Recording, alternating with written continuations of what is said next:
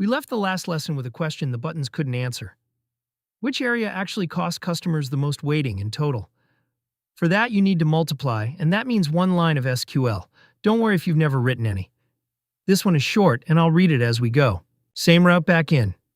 From the assignment, go to Data Playground.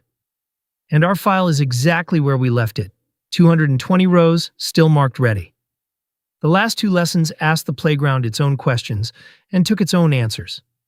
This one is for when you want to ask something it doesn't offer, in the language analysts already use. SQL Studio is the second tab, and there's something worth noticing before we type anything. Your file is already a table. Helio_tickets, registered automatically, and the query engine is running inside your browser, on your machine. The data never goes anywhere. There's a starter query in the box. Clear it out.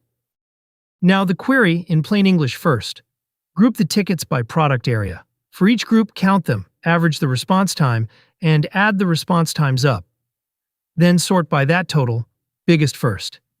And here it is in SQL. 7 lines, and every one of them does exactly what we just said. Run. And there's the answer. Integrations, at the top.